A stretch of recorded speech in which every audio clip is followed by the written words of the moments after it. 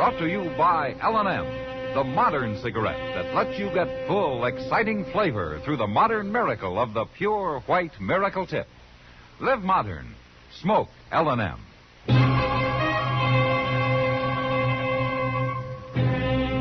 Around Dodge City and in the territory on West, there's just one way to handle the killers and the spoilers, and that's with a U.S. Marshal and the smell of Gunsmoke.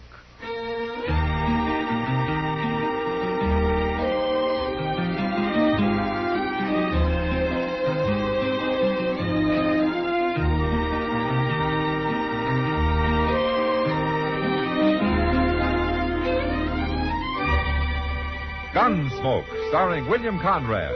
The transcribed story of the violence that moved west with young America. And the story of a man who moved with it. I'm that man. Matt Dillon, United States Marshal. The first man they look for and the last they want to meet. It's a chancy job, and it makes a man watchful.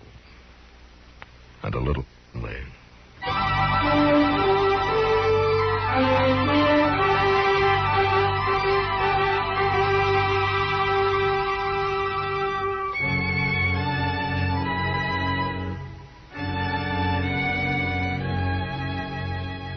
Her name was Rose, and she was pretty.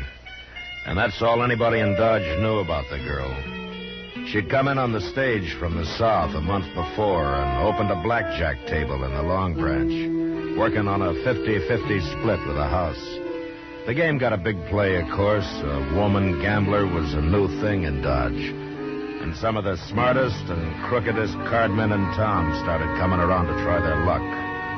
But with Rose dealing, the house never lost. And after a 3-week run of that kind of luck, I figured it was time to look into things. Oh, doggone it, Matt. We've been sitting here for an hour and a half. How long is it going to take to catch her cheating? Doc, we're not going to catch her. We're not? Yeah, the way she handles that deck, we could sit here till doomsday and never see a thing. Well, maybe she's dealing honest. Yeah, maybe. Chester. Yes, sir. Oh, yeah, Chester. Maybe he noticed something. You know, playing right there at the table with her. That's the last place in the world to spot a crooked game, Doc. I swear I just don't know what you could have been thinking of, Mr. Dillon. Why, she's as nice a young lady as you'd ever care to meet. How much did she let you win, Chester? $14.20. Yeah, but that ain't got nothing to do with it. I watched her every second. All right, Chester. Who was the heavy loser then? Well, that Elko Dean must have lost about $200 before he pulled out, but just by betting foolish, Mr. Dillon, why, he didn't have no more reason to do what he done. Who else? Well, the ones there now, I reckon young Slim Raddick's out about 150 as the game stands. He's been losing every night for 2 weeks, the way I hear it. Well, he gets to making calf eyes at Rose and don't pay no attention to his cards. Oh, yeah, maybe that's how she does it, Matt. She gets them so all fired up over it that they don't care if school keeps her not. Somebody like young Raddick may be, but not the professional gamblers, Doc. You sit down for a while, Chester. I'm going over and talk to her. What you sipping on there? 17 showing. Another card is 10. Get me again. And it is. 6 of hearts, 23 and busted. Much obliged to you, Mr. Raddick. You doggone sure ought to be. Seems all I do.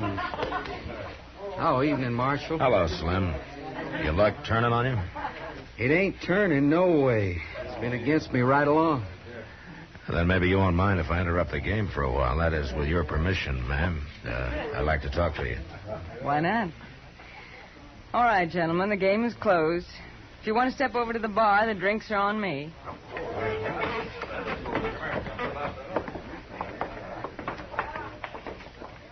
Well, how about it, Marshal? Do I get a clean bill of health?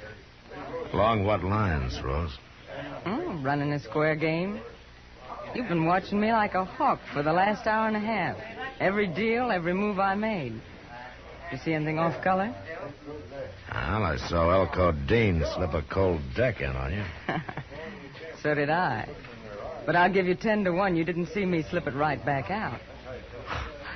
No, as a matter of fact, I didn't. Neither did Elko. And that mistake cost him $230. More eventually, because he'll be back here tomorrow night trying to get even. So the game is crooked, huh? Marshal, the man who taught me how to handle cards used to say, you can't cheat an honest man, Rose, so don't bother to try.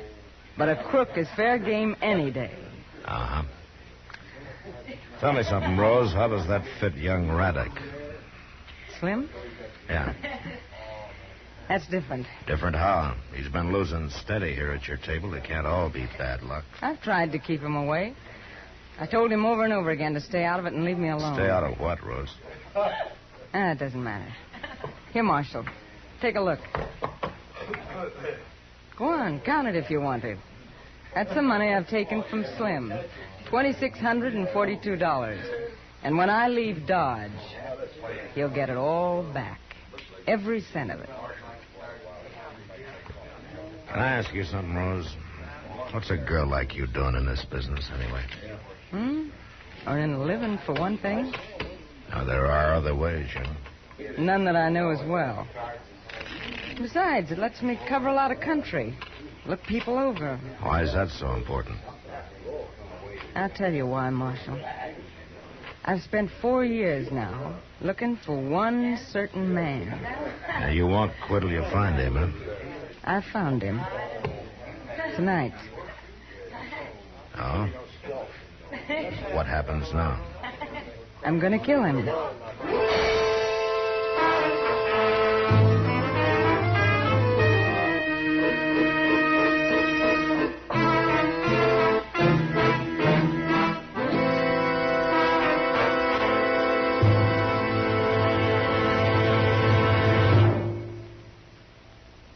Free yourself of old-fashioned ideas.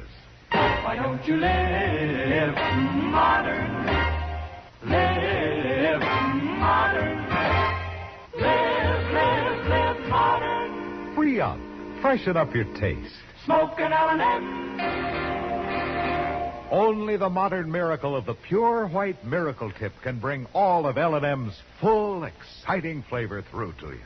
And that's the big reason why today more people are changing to L&M than to any other cigarette. Remember, L&M draws easier, tastes richer, smokes cleaner. So live modern. Change to L&M. Make today your big red letter day and start to live the modern way. Live modern. Smoke an L&M. It's America's fastest growing cigarette.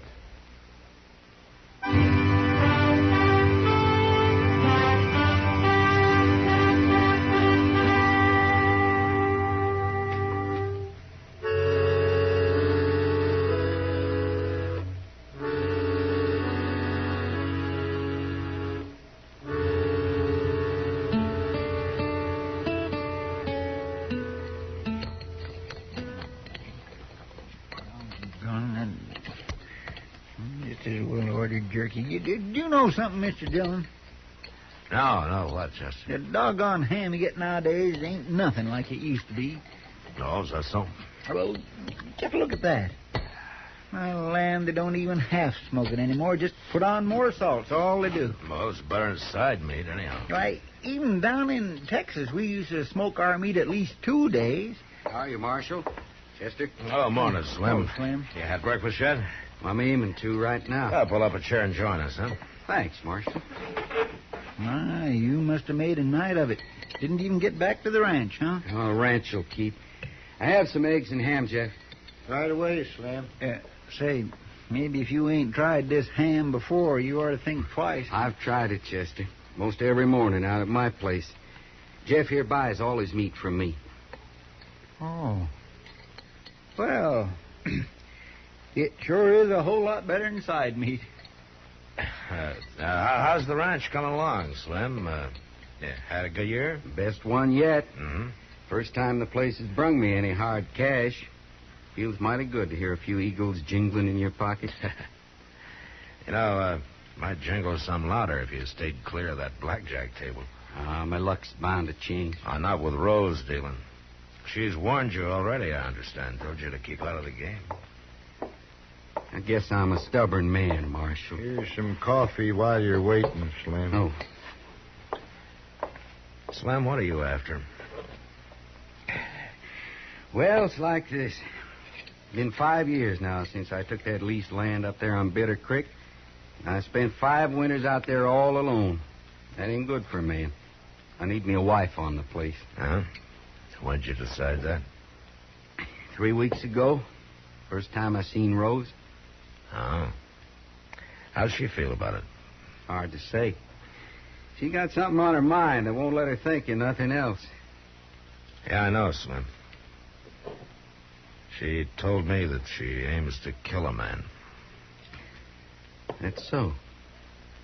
You wouldn't know her last name, would you? I never asked her. You know where she comes from? Nope. Any idea who the man might be? Marshal, if I did, I reckon I'd up and kill him myself. Just to make Rose happy.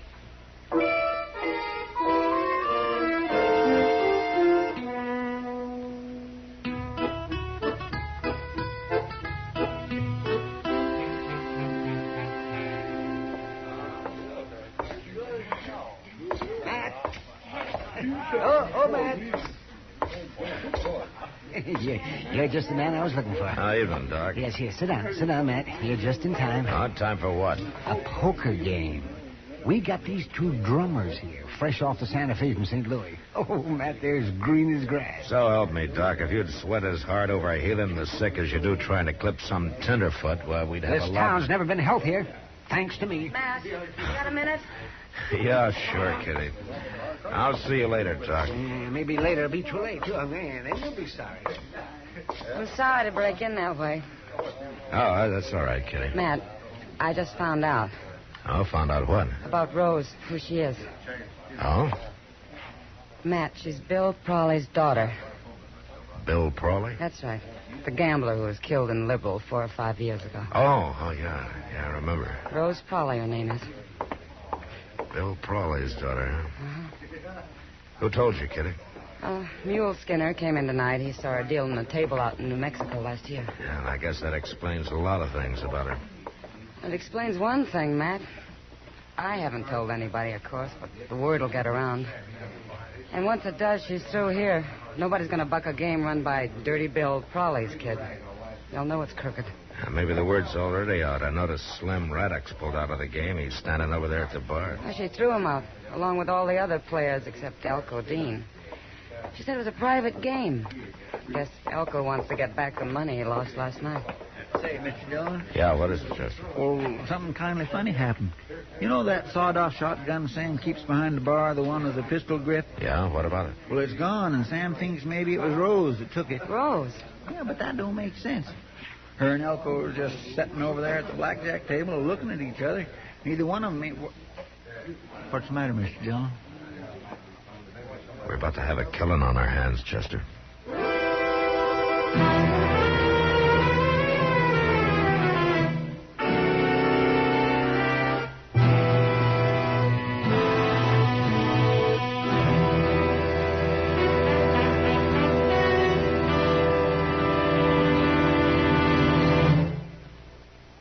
Free yourself of old-fashioned ideas. Why don't you live modern? Live modern. Live modern. Free up. Freshen up your taste. Smoke an L&M. Live modern. Smoke modern. Smoke L&M. Enjoy full, exciting flavor through L&M's Pure White Miracle Tip. L&M draws easier. Tastes richer. Smokes cleaner. That's why today more people are changing to L&M than to any other cigarette. So free up. Freshen up your taste. Live modern. Change to L&M. Make today your big red letter day and start to live the modern way. Live modern. Smoke an L&M. It's America's fastest growing cigarette.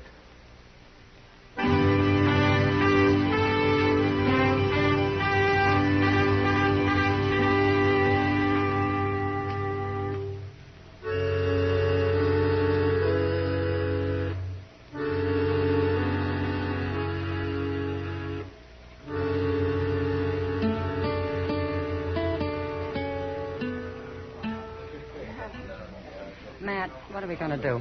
I don't know, Kitty. What do you think she's planning? All I can guess. Chester, is Sam sure that Rose took that shotgun? He says she come back to the bar just before he missed it. Yeah. She could have hid it in the fold of her skirt. Elko's looking pretty white, Matt. Yeah, just look at them sitting over there facing each other. 10 to 1, she's got that shotgun under the table pointed at him.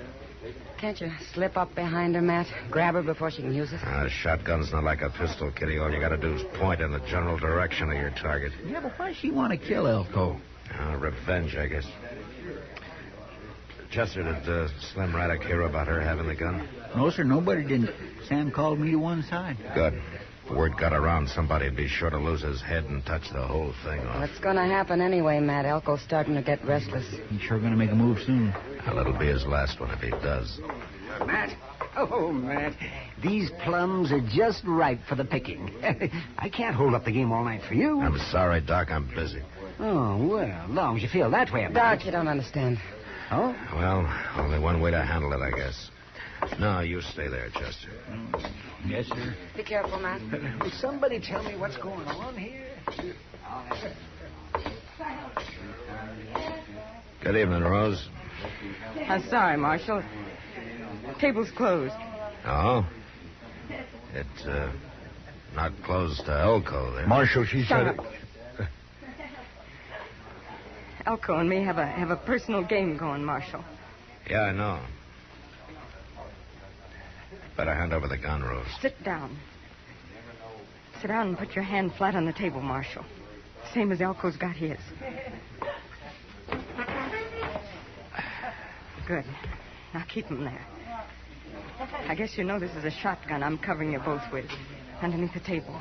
Yeah, I know that. Why'd you come over here if you knew that? Keep your voice down, Elko. Why didn't you shoot her from where you was standing? She's aiming to kill me, Marshal. Yeah, I figured it was about the way things stood.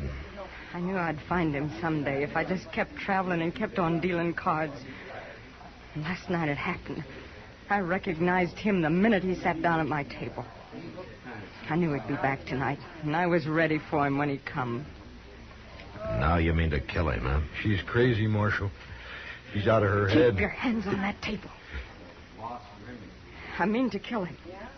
Why, Rose? If you knew me, if you knew who I am, you'd understand. I do know, Rose. You're Bill Prawley's daughter. That's right. Dirty Bill's daughter. Look, Rose. Oh, I know what they called him. Dirty Bill Prawley. All the cheap little tin horns that tried to cheat him and lost their shirt doing it. They're cowards. And that's the only way they could hit back.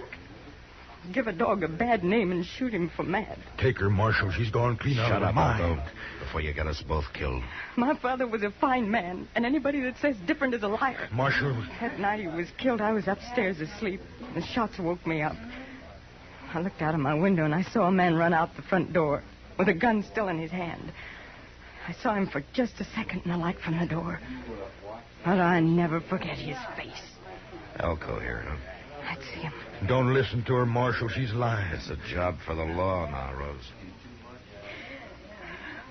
Now you walk away from this table, Marshal. Stay clear of this. I got nothing against you personally. I want your gun, Rose. Sorry. The hand's played out. No, not yet, it isn't. I got a whole card. Hey, Slim Raddick. Marshal, Yeah, Marshal? Come here a minute, will you? what do you think you're doing now? Marshal, you... Hold it, Elko. Keep your hands on the table. What's going on? Get away, Slim. Stay back. Right here, Slim, between me and Elko, huh? No. That's right. What's the matter, Rose? Oh, you fool. All right, Rose, you were planning to give him back his money, so he must mean something to you. And he's in it now, too. The way a shotgun works, it's all three of us or none of us. Now, you hand over that gun. No. Oh, Slim, why didn't you stay clear? Now, what's this all about? Rose, I want that gun, and I want it now.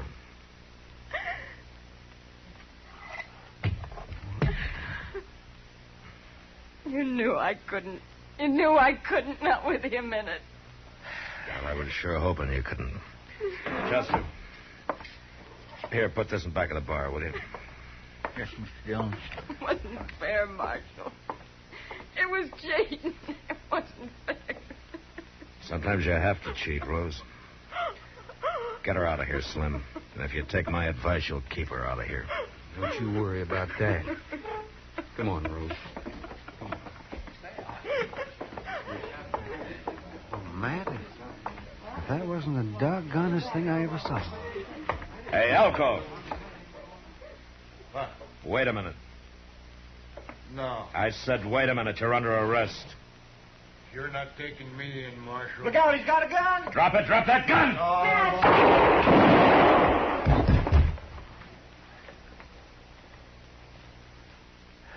Well, Matt, I guess a man's luck can't last forever. His sure didn't, did it?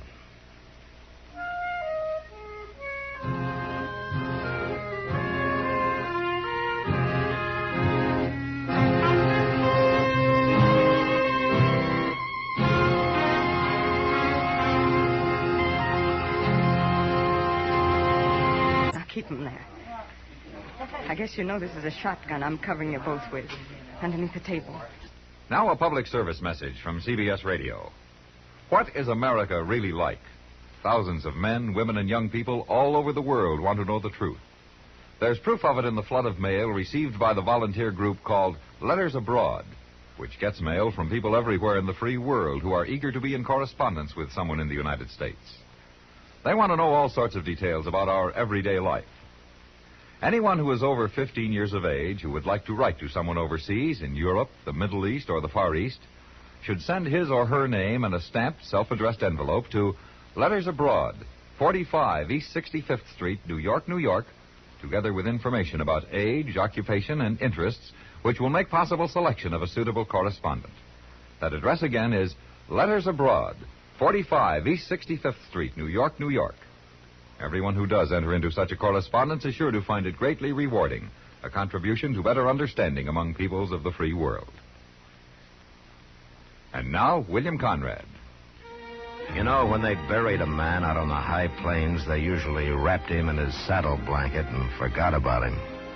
But next week, a man dies and leaves a will that keeps the whole of Dodge from forgetting him. And that was the West. Gunsmoke. Produced and directed by Norman Macdonnell, stars William Conrad as Matt Dillon, U.S. Marshal. The script was specially written for Gunsmoke by Les Crutchfield, with editorial supervision by John Meston. The music was composed and conducted by Rex Corey. Sound patterns by Ray Kemper and Bill James. Featured in the cast were Virginia Christine, Vic Perrin, and John Daner. Harley Bear is Chester, Howard McNear is Doc, and Georgia Ellis is Kitty. Join us again next week for another specially transcribed story on Gunsmoke.